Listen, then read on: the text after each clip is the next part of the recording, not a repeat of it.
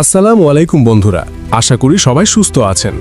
বন্ধুরা, ইসলামাবাদে শান্তি আলোচনার আগেই মধ্যপ্রাচ্যের যুদ্ধবিমানের বহর পাঠালো পাকিস্তান। কেন?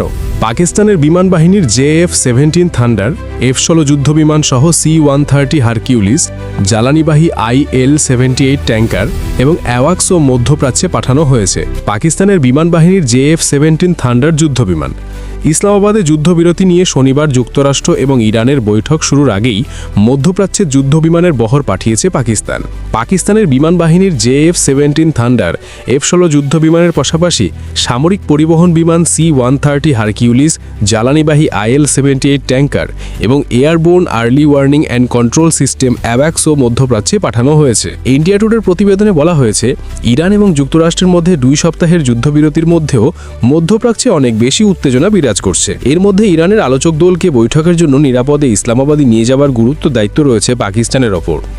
সেই দায়িত্ব পালন করতেই পাকিস্তান তাদের যুদ্ধবিমানের বহর পাঠিয়েছে মধ্যপ্রাচ্যে, যাতে তেহরান থেকে ইসলামাবাদে পৌঁছানোর সময় ইরানি প্রতিনিধি দল ইসরায়েলের হামলার শিকার না হতে পারে। তাছাড়া শান্তি আলোচনায় কোনো রকম নাশকতা এড়ানোর জন্যও এই কড়া সামরিক পাহারার বা আয়রন এসকর্টের বন্দোবস্ত করেছে পাকিস্তান।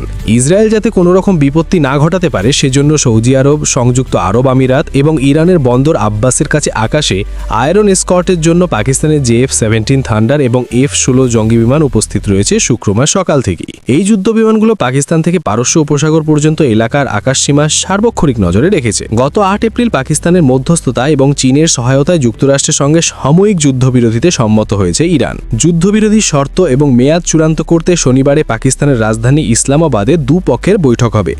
1979 সালে ইরানে ইসলামিক বিপ্লবের পর এই প্রথম ওয়াশিংটন ও ইরানের মধ্যে সর্বোচ্চ পর্যায়ের সরাসরি বৈঠক হচ্ছে। বৈঠকে মার্কিন প্রতিনিধি দলের নেতৃত্ব দেবেন ভাইস প্রেসিডেন্ট JD ভ্যান্স।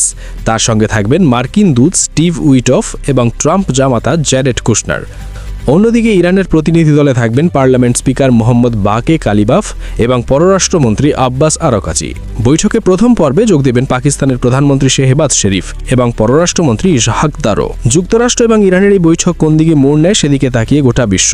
বৈঠক কি ফলপ্রসূ হবে নাকি ভেস্তে যাবে তা নিয়ে সবাই উদ্বিগ্ন। বন্ধুরা, ভিডিওটি ভালো লাগলে অবশ্যই একটা লাইক তো আমি পাওনারিলাম। বন্ধুরা, আরও এরকম ভিডিও পেতে চাইলে অবশ্যই চ্যানেলটি সাবস্ক্রাইব করে রাখুন। বন্ধুরা, আজকের মতো বিদায়। আল্লাহ হাফেজ।